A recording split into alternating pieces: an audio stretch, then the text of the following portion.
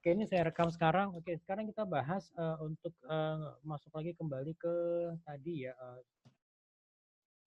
Oke, gitu. Oke, untuk ruang lingkup perusahaan. Tadi kan ada perusahaan kecil, juga ada beberapa perusahaan besar. Perusahaan kecil itu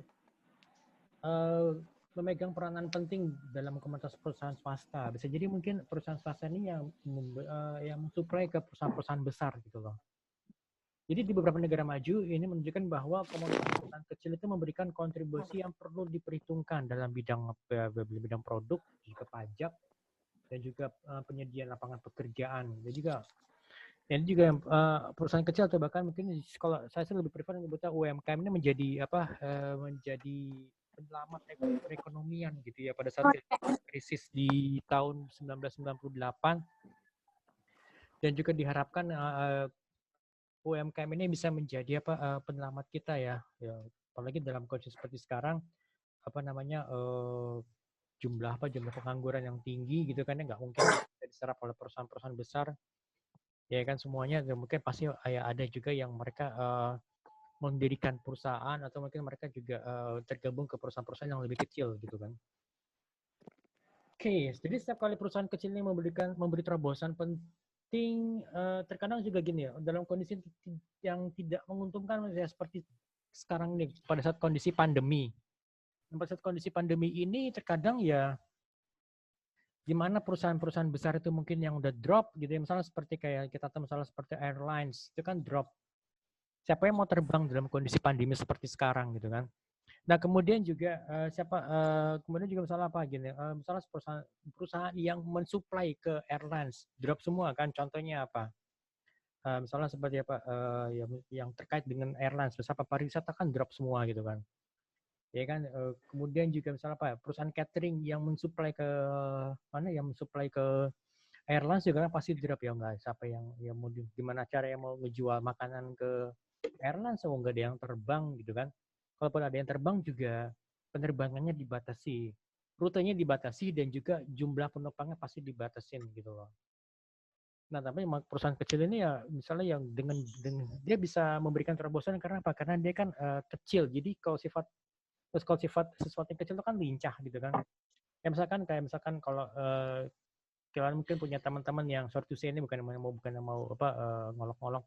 Kalau teman kalian yang badannya kecil itu pasti kan lebih lincah gerakannya dibandingkan mungkin teman kalian yang mungkin yang badannya bongsor, atau bahkan yang mungkin ada orang lain yang misalnya badannya bongsor yang beratnya mungkin overweight puluhan kilo gitu, ya kan? Oke, ya pasti juga perusahaan besar itu diawali dari usaha yang kecil. Gampangnya gini kayak Google atau misalnya seperti Apple Steve Jobs almarhum itu kan dimulai dari perusahaan kecil, usaha yang dimulai dari garasi gitu kan ya, gitu. Oke, siapa sih yang mau tanya nggak teman-teman? Saya juga sebenarnya sih pengen ada tambahan lagi yang tapi oke. Pak mau tanya Pak. Yes, monggo silakan. Perusahaan dari kecil ke besar, apakah cuma cukup melakukan inovasi doang, apa masih ada yang lain Pak? Ada yang lain juga. Ada. Contohnya Apa apa? tuh Pak? Contohnya apa, tahu nggak? Yang paling gampang, yang pasti kamu tahu deh. Mungkin kamu pakai sehari-hari. Mungkin Enggak, teman-teman. saya nanya Pak. Saya kan Apa? nggak tahu. Biasanya kan perusahaan kalau maju kan. Gampangnya Gojek. Gojek kan dari usaha kecil kan? Iya Pak, benar Pak. Gojek yang dari usahanya kecil, maksudnya gini, kecil dalam artian, pasti Gojek sih gue kan dalam kondisi pada saat itu ya, pada awal-awal berdirinya Gojek itu kan, siapa sih yang mau jadi partnernya Gojek gitu loh. Ya kan, ngapain sih masa ojek kok masuk di aplikasi, kayak nggak mungkin, memang ada yang mau gitu kan di awalnya gitu kan. Terus siapa yang mau jadi partner juga tuh masih terbatas banget kan. Nadiem Makarim itu punya partner siapa Gojek Rider-nya gitu kan. Terbatas banget kan. Ya kan, seiring dengan perkembangan waktu, partner nambah, yang mulai dikenal gitu kan ya. Ini kan sebenarnya kan juga Gojek itu lahir karena dari kebutuhannya si Pak Nadiem sendiri.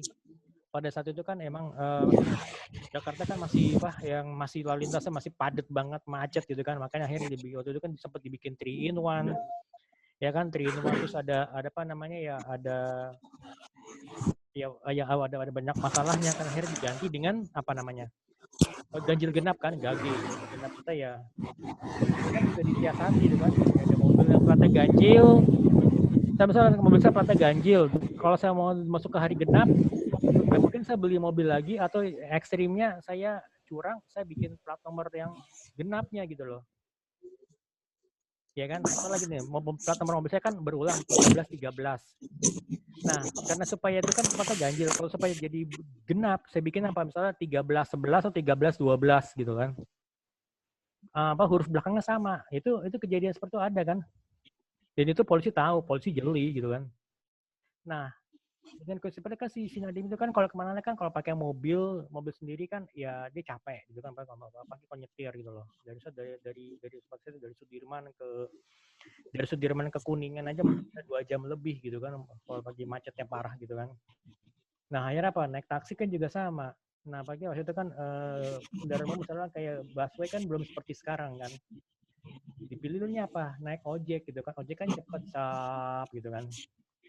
Jadi kepikiran kenapa nggak gue bikinin transportasi yang seperti ini, gue bikinin online. Nah itu dari situ, itu inovasinya di situ gitu loh. Nah, Gojek ini yang akhirnya apa? Mendisrupsi industri transportasi di tanah air. Ini kalau saya kemarin kasih tugas itu kan bedanya inovasi sama disrupsi ini loh. Inovasi lo merubah sedikit, misalnya ya misalnya tadi ya sebenarnya inovasi itu kan sebenarnya intinya kalau inovasi kan merubah sedikit menjadi lebih baik. Tapi kalau disrupsi itu merubah industri secara keseluruhan gitu loh. Jadi artinya gini, Gojek, siapa sih yang nggak ngira Gojek itu dia bisa bisa membuat si taksi biru ini dia sampai gerah gitu loh. Dia sudah nyaman, ya kan, sudah nyaman di singgasananya itu kan, ya orang waktu itu kan kalau butuh taksi lo telepon gue dong gitu loh, ya kan. Bahkan dia pernah kejadian juga saya masalah pagi-pagi gitu ya, saya mau butuh taksi pagi, saya telepon mendadak, waduh Pak armadanya full. Coba deh Pak lain kali teleponnya malam harinya aja Pak, supaya nanti bisa kita booking di pagi, supaya kalau bisa booking pagi harinya.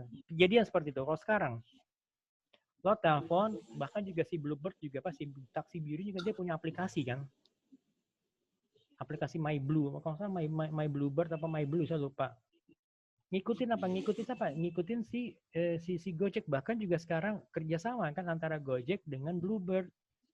Jadinya apa, Go Blue gitu loh. Itu makanya yang tadinya kecil, tadi kecil itu perusahaan itu kecil, bahkan sebenarnya itu kan Nadiem itu masih kerja di perusahaan lain kan, masih coba sebagai salah satu kalau nggak salah anggota direksi perusahaan lain, terus saya dia bikin Gojek seperti ini gitu loh. Dan sekarang lihat kan menjadi salah satu perusahaan unicorn di Indonesia gitu loh.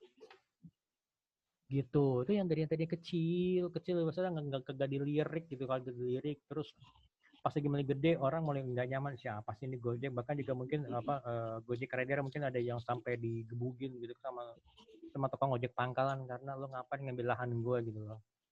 Ya kan, ya bayangkan kalau ojek zaman dulu tuh kan ya kita mesti nyari ke pangkalannya gitu kan. Misalkan kalau saya berarti saya mesti jalan keluar nyari ke ujung gang, itu juga mesti sampai sana ya cuma ada 2 orang doang ya tuh ya kan. 2 orang doang mesti nawar-nawar. Ya kan?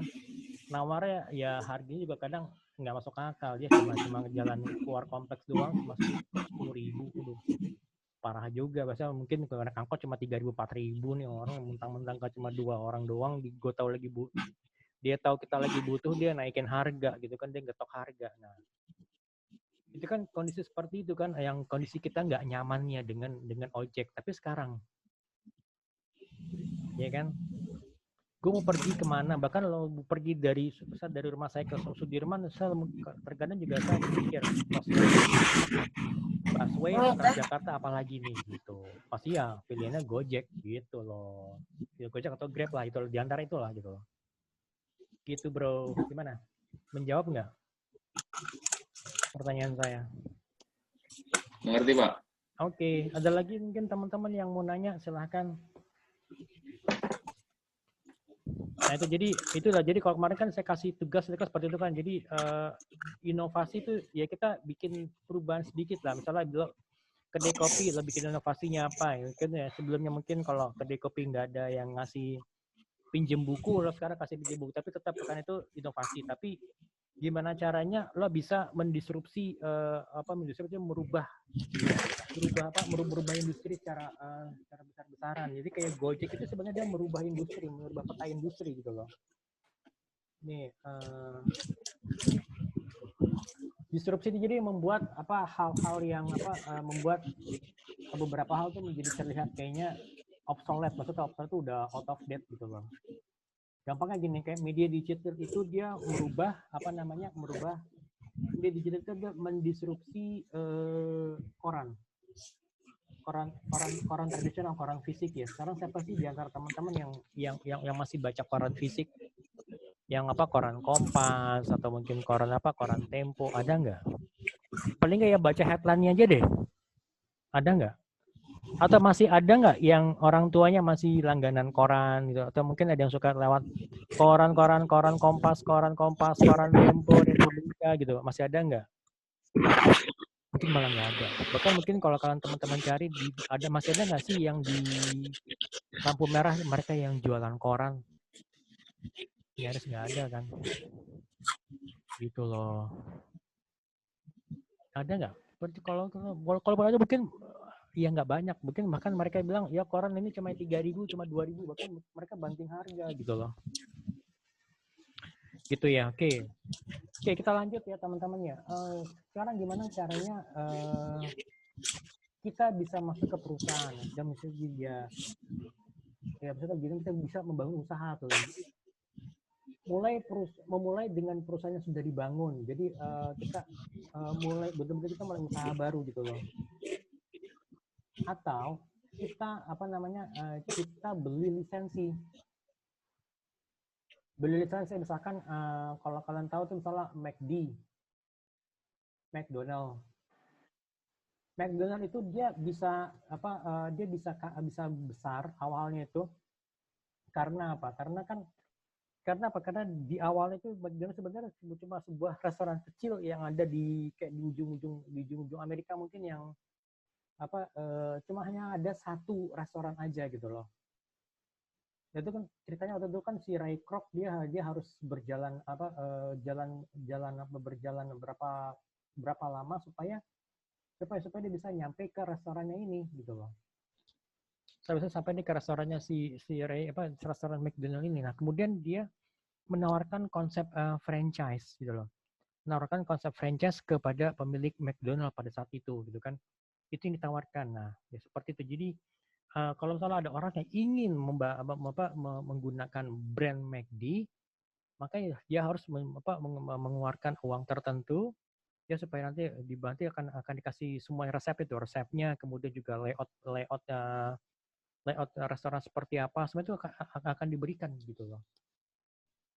Gitu. Oke. Nah, karena kemudian sembari oke ini udah. Beberapa tipe-tipe franchise. Ada trade name franchising. Jadi ini pembeli hak lisensi atau franchisee memperoleh hak untuk memproduksi.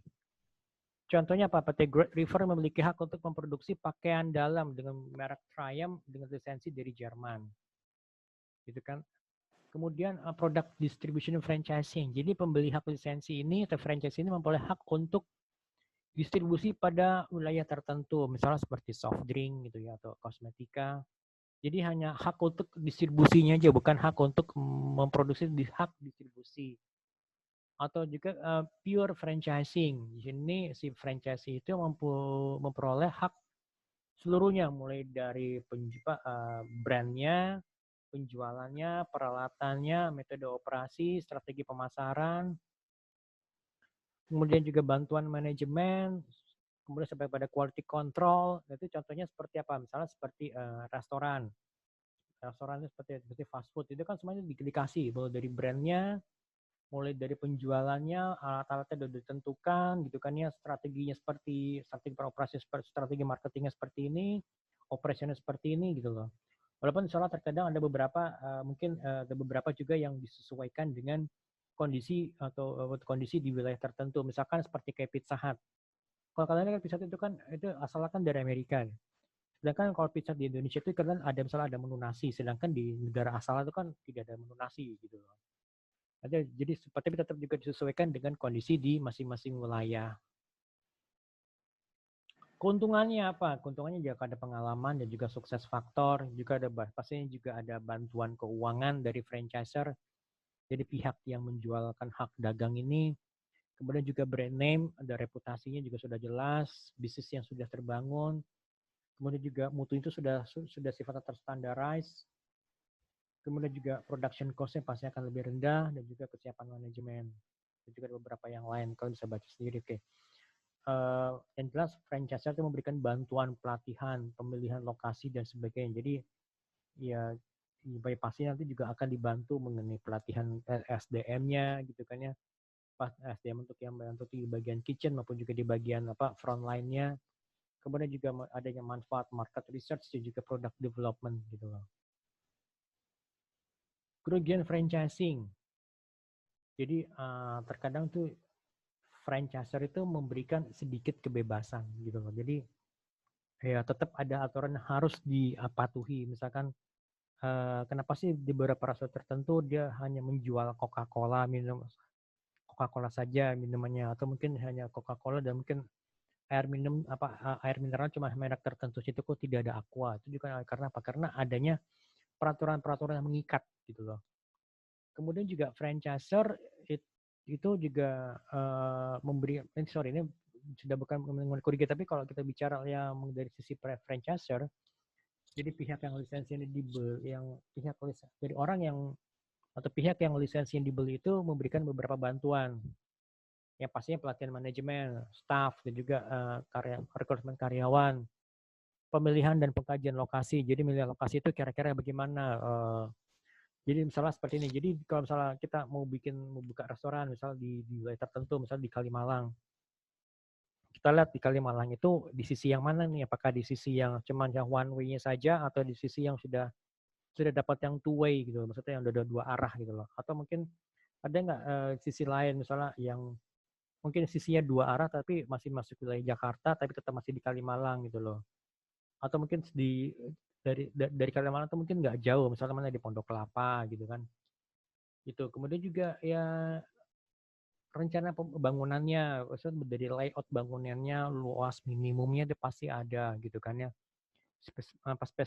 Spesifikasi peralatan dan juga produk-produknya, dukungan promosi dan iklan juga pasti ada, nggak mungkin nggak gitu kan ya. Kemudian juga bantuan pembukaan franchise juga pasti akan diberikan bantuan, misalnya untuk ya woro-woronya, misalnya kemudian juga yang salah apa untuk iklannya gitu kan ya, gitu loh. Nah kemudian juga pasti ada pengawasan lebih lanjut, jadi setelah restorannya dibuka running gitu ya, tetap akan diawasi gitu loh. Ini bagaimana, apakah sesuai dengan SOP-nya, apakah juga sekarang kan faktor kebersihan juga yang utama kan, kemudian ya kan, apalagi dalam kondisi pandemi seperti ini, apakah kebersihan tetap terjaga, baik kebersihan di ruang makannya, di ruang dine in, maupun juga kebersihan di kitchennya gitu loh. Oke, nah keuntungan dari franchisernya itu, jadi usaha ini bisa berkembang dan juga pastinya adanya pertambahan cabang atau pertambahan outlet. Jadi dia juga dapatin partner atau orang yang memang gigih untuk mengusahakan supaya usahanya ini bisa berkembang gitu loh. Oke, next perkembangan franchising di Indonesia. Saya seperti kalian tahu sendiri kan sudah banyak usaha-usaha ya pertama kalau saya lihat misalnya kayak kuliner, yang paling gampang kuliner di Indonesia itu udah banyak kan restoran-restoran asing masuk di Indonesia. Contohnya ya kayak mulai dari restoran Amerika gitu kan, restoran kemudian juga sekarang udah banyak restoran Korea gitu kan, kayak Mujigae gitu kan yang masuk ke Indonesia, ada lagi banyak yang lain lagi gitu. Apalagi sekarang dengan jumlah penduduk Indonesia yang 260 juta dengan jumlah penduduk yang usia muda, itu menjadi pasar yang besar gitu, pasar yang menjanjikan gitu buat mereka. Makanya kenapa mereka datang ke Indonesia gitu loh. Ya kan? Ada beberapa bidang-bidang usaha yang cukup potensial yang dikembangkan dengan sistem waralaba. Contohnya misalnya apa? Ya pastinya fast food, kemudian juga hotel, properti, kemudian juga usaha-usaha percetakan, salon mobil, salon kecantikan itu yang memang cocok untuk dijadikan sebagai bidang bidang waralaba gitu loh. Ya ini kalian bisa baca sendiri ini jumlahnya. Kemudian untuk jenis fast foodnya,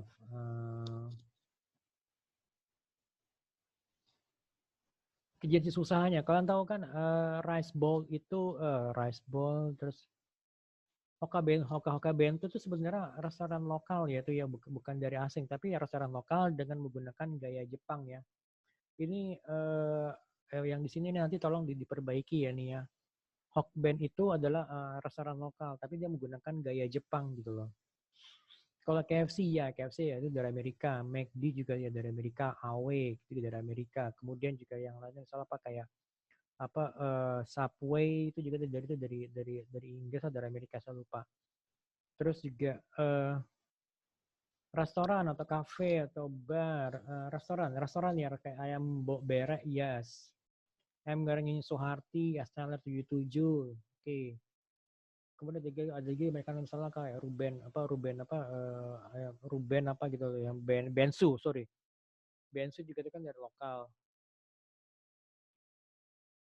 Oke, kalau misalnya untuk restoran yang lokal itu misalnya kayak misalnya kayak bakery atau cakes itu misalnya kayak Holland Bakery gitu itu dari mana dari lokal punya. Nah kemudian seperti kayak ada lagi yang misalnya seperti Pizza Hut, terus ya Round Table Pizza, Jollibee, kemudian apalagi Domino's Pizza itu dari luar. Oke, ada beberapa kiat-kiat untuk memilih usaha waralaba. Yang pertama tuh produk yang dijual tuh harus disukai oleh semua orang. Misalnya ya kalau makanan ya pasti kita lihat ya dari mereka yang datang jumlah pengunjung yang datang ke restoran baik untuk makan di tempat ataupun untuk dibawa pulang itu juga merupakan salah satu indikatornya gitu loh. Lalu yang kedua, merek dagang yang sudah harus dikenal gitu loh. Merek tersebut biasanya sudah sering dipublikasikan di media massa. Jadi ya salah seperti kayak makanan paling gampang seperti apa? Seperti McD atau enggak KFC gitu kan. KFC kan dengan kata-kata jagonya ayam. Nah kalau McD itu kan ya misalkan kalau kalian mau coba cari burger ya pasti nyarinya ke McD gitu kan. Dan juga harus adanya standar dalam segala aspek. Jadi baik untuk produknya, untuk manajemennya, untuk juga layout restorannya, dan juga beberapa faktor-faktor yang misalnya seperti dari penampilan, dan juga mungkin dari trainingnya, dari sumber daya manusia juga itu semuanya itu sudah standar gitu loh.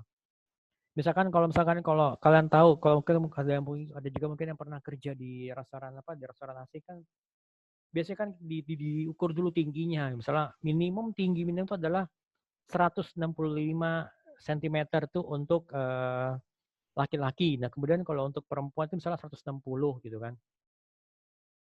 Gitu. Nah, juga pastinya ya punya tampang yang tampangan yang cantik kalau cewek, kalau cowok ya saya ya tampangnya ya meyakinkan ya juga dan juga cakep perlu ya cakep gitu kan.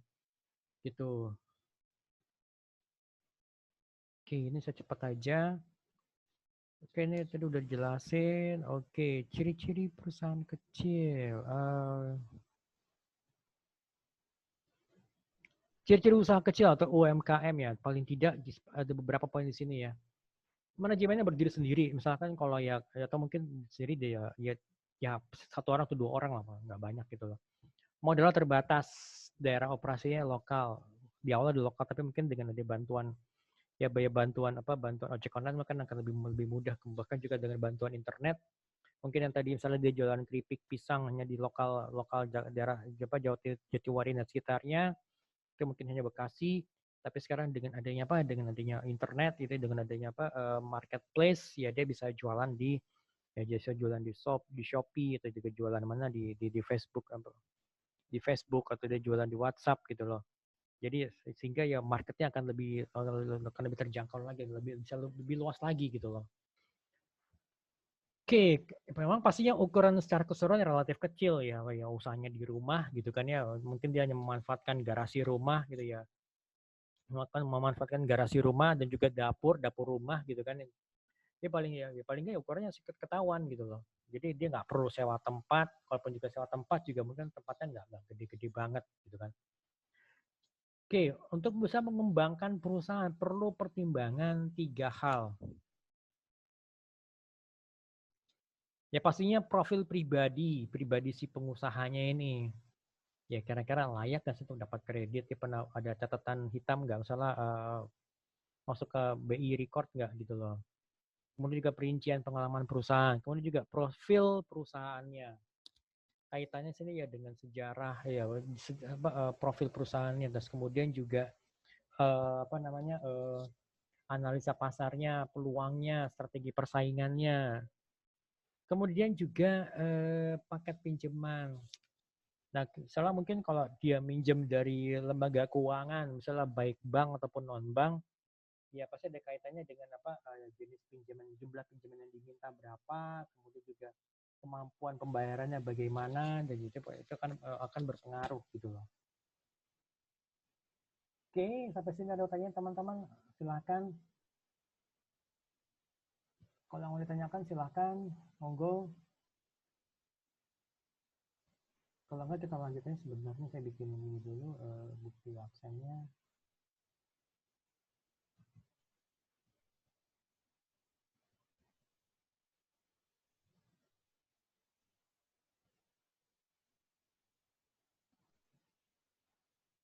Ada beberapa diperlukannya pertimbangan yang matang untuk mengembangkan perusahaan. Jadi ini membutuhkan kejelian yang terkait dengan kemampuan manajemen, kemampuan dari timnya bagaimana gitu untuk bisa mengembangkan usaha. Kemudian juga bagaimana dengan kebutuhan modalnya gitu loh. Kemudian juga pastinya kita mau milih bentuk perusahaan seperti apa, apakah cukup dengan CV, gitu kan, Pak, ya kan CV atau mungkin cukup dengan salah usaha pribadi saja tanpa harus ada CV, ya kan? Atau ada kebutuhan bentuk lainnya gitu loh. Kemudian juga strategi untuk memenangkan persaingan pasar juga perlu diperhatikan gitu loh. Nanti sebenarnya ada sisi tersendiri kali ya untuk membahas mengenai mengenai bagaimana kita bisa memenangkan strategi pasar. Jadi nggak hanya sekedar 4P itu atau product, price, promotion, place, tapi juga faktor-faktor eksternal yang perlu diperhatikan gitu loh.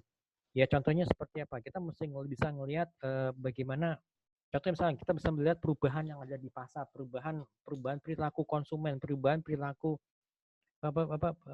perilaku konsumen tadi ya. Kemudian faktor-faktor sosial budayanya seperti apa. Kemudian juga perubahan teknologinya. Kenapa? Karena semakin berkembangnya teknologi juga pasti akan mempengaruhi pasar, mempengaruhi pola perilaku konsumen gitu loh. Seperti itu. Nah, oke, ini kita bisa baca lagi sendiri ya tanda-tanda kegagalan perusahaan. Ya pasti rugi lah ya gitu kan ya.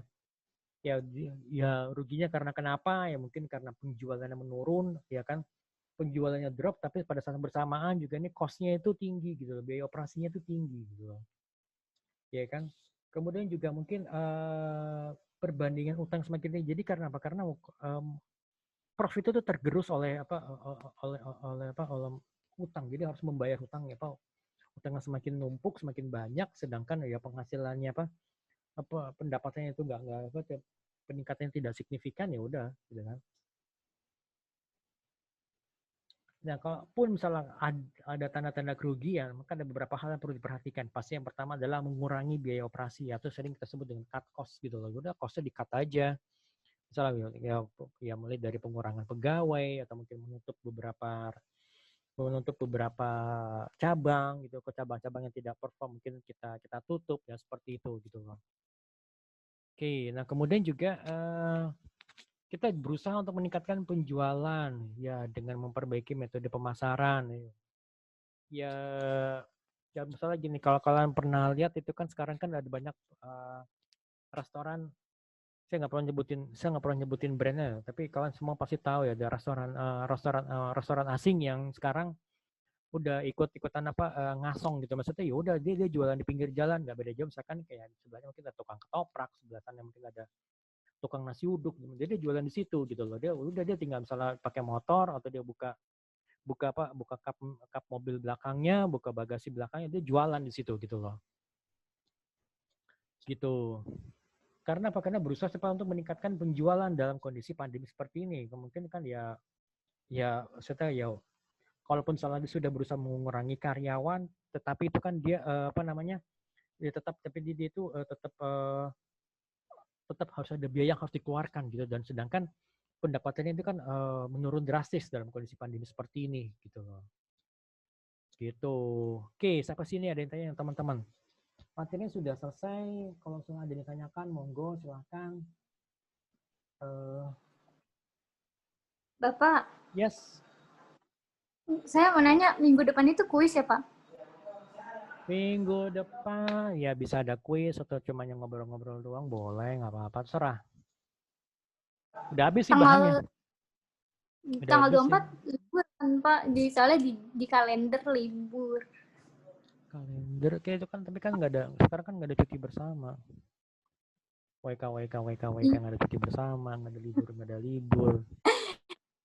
Kalau nggak salah dari tanggal Jadi, 2 dari tanggal 27-an gitu deh sampai pokoknya masuk tanggal 4 kayaknya. Iya betul. Berarti kita minggu depan kuis, Pak. Masuk langsung UTS kan? UAS kan ya, Pak? Iya kali ya. Iya, soalnya di kalender sih gitu. Iya, makanya untungnya kan ini semua udah dikejar semua nih kan materi-materinya. Gitu.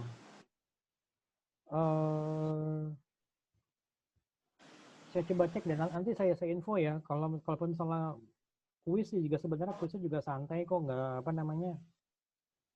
Kalau kuis nanti Zoom apa enggak, Pak? Iya, aku sih paling cuma itu doang ya. Paling saya share di WhatsApp grup aja nggak apa-apa. Gitu. Oh gitu. Ya, mau Zoom gimana caranya? Jawabnya gimana? Lewat Zoom juga? Kan nggak mungkin. Enggak, kalaupun kuis juga ya paling kalau mau kuis segini, paling misalnya saya kasih soal dari sebelumnya, misalnya nih saya kasih soal dari hari sebelumnya. Nah, terus setelah itu ya kalian kerjakan di jam yang sama gitu loh, di jam di hari Kamisnya itu gitu. Kebayang nggak? Maksudnya? Maksudnya ya maksudnya gue ngerjain lo. Jadi gini. Maksudnya tuh gini, kalau oke nih ada soal 5 soal yang misalnya saya kasih paginya. Tapi kalian misalnya kalian mulai mengerjakan dan mengumpul itu dari jam 7.30 sampai jam 10 gitu. Oh iya. Gitu. Mau berapa soal? 10. Berapa tuh? Kalau manajemen itu namanya mata kuliah manajemen itu nggak ada sih sebenarnya yang soalnya tuh pilihan ganda kalau aku ya. Kalau dulu aku berarti benar tuh gini. Karena apa? Karena kan yang namanya kalau manajemen dan bisnis itu kan sifatnya dinamis, mengikuti perkembangan pasar gitu loh. Intinya kan seperti itu. Yes. Ya tidak ada sesuatu ya memang sih kita masih belajar dasar, tapi kan yang dasar ini yang akan jadi basic kalian. Misalnya nanti kalau mau ngajuin atau kalau kalian mau bikin usaha atau kalian mau kalau kalian terjun di dunia bisnis gitu loh. Gitu. Misalnya kerja di perusahaan yang kerja di perusahaan misalnya apa kan jadi marketing atau kalian masuk ke tim development gitu loh. Gitu. Pastinya soalnya studi kasus nggak mungkin saya kasih apa yang cuma yang pilihan ganda doang gitu loh. Gitu. Jadi pilihannya 10. Ya nggak sampai 10 juga kali. Satu tuh berbunga-bunga, satu tuh satu ABC, nanti jadi akhirnya total 10 lebih. Jelaskan. Esai ya, Pak? Ya iyalah ya, esai. Ya kalian punya, ya gak bayangkan kalau, ya mendingan esai lah, esai. Kalau esai Iya itu sih. ya pastinya esai sih. Itu gampang nanti, jangan terlalu dipikirin juga sih, santai aja sih. Berapa soal, Pak? Hah? Ya 5 lah, nggak banyak lah gitu. Ya Allah, jangan dikit-dikit. Pak, nanti dapat nilainya dari mana kalau dikit-dikit? Kalau salah semua gimana? Ya jangan sampai salah semua lah, nggak saya salah semua. Misalnya Pak, makanya jangan 5 itu kedikitan. Ya, kan, Takutnya nanti dapat poinnya. Ya tenang aja gitu. Soalnya di e-learning itu besok kuis itunya apa jadwalnya gitu Pak, makanya saya nanya. Ya nggak apa-apa sih, jadi gini aja sih, paling nggak 5, gampang kan, kayak misalkan kayak tadi soalan apa membedakan antara inovasi dan disrupsi ya Pak ya. Ya, membedakan antara inovasi dan disruption itu kan sebenarnya saya ambil dari buku bacaan. Saya pernah tunjukin ke siapa tuh, ke Ismail tuh siapa jawabannya. Jadi itu kan ada panah, ada anak panah gitu loh, anak panah. Yang ujung kiri itu adalah inovasi, yang ujung satunya kanan itu adalah disruption. Disruption jadi membuat segala hal yang tadinya sudah established, jadi kayak terlihat jadi ketinggalan zaman. Contohnya apa? Contohnya misalnya seperti dia pakai kayak koran Kompas, koran apa ya, yang koran lah, koran fisik gitu ya. Pada saat dulu kan di lampu merah kan tukang koran kalau pagi kan pas kita lampu merah ke koran langsung keluar semua, bawa koran, ada koran Kompas, koran Tempo, Republika, semuanya tuh dijajahin sama dia tuh. Terutama untuk yang Kompas, ya pasti dia bikin Kompas dengan headline-nya gitu kan. Tapi sekarang kayak masih ada nggak? Masih ada nggak seperti itu? Tukang koran. Dia nggak jualan koran, tapi dia juga jualan majalah, jualan tabloid juga gitu, tabloid. Apalagi misalnya kalau cewek kan tabloid Nova gitu kan, yang misalnya gosip tentang artis. Kalau majalah mungkin majalah Tempo yang berita politik gitu kan, yang dengan kondisi yang politik pada saat itu gitu loh, yang lagi hangat gitu kan. Tapi sekarang berapa banyak sih orang yang masih baca koran gitu kan?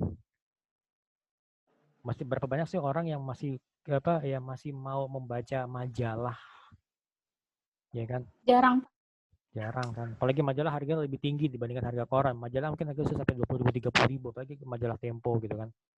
Dengan kertasnya yang keren, looks gitu loh, gitu. Kalau nggak, nanti saya infoin aja, tenang aja. Ya kurang lebih seperti itu sih. Jadi atau mungkin misalkan kalau kalian pengen punya usaha apa, udah gitu aja paling gitu, dijelaskan gitu loh.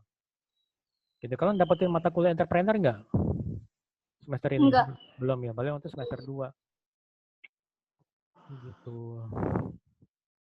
Enak kan mata kuliah entrepreneur tuh, sudah bikin usaha nanti. Kan jurusannya manajemen, kok banyaknya dikasihnya malah akun sama ekonomi mikro sih Pak, ya Allah. Ya udah sih, terima aja, nasi jadi bubur udah masuk.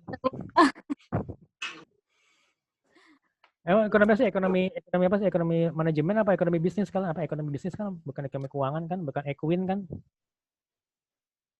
Ekonomi mikro. Udah sih, nggak apa-apa. Oke, guys, ini waktunya udah kurang dari 1 menit ya. Sampai ketemu lagi minggu depan. Nanti kalau misalnya pun ada kuis, nanti saya informasikan di grup gitu ya. Saya kasih informasi juga, saya bahkan kalau perlu saya share juga soalnya di grup gitu. Jadi nanti tinggal kalian kerjakan. Nanti pada saat di hari bersangkutan itu kalian tinggal kumpulinnya, tinggal submit aja gitu loh. Gitu ya. Mungkin itu yang lebih enak sih. Gitu, oke. Guys, sampai ketemu lagi ya semuanya ya. Iya Pak. Iya. Sampai ketemu lagi. Tetap jaga kesehatan. Ingat pesan mama ya. 3M. Oke, see you guys. Oke, terima kasih banyak. Assalamualaikum warahmatullahi wabarakatuh.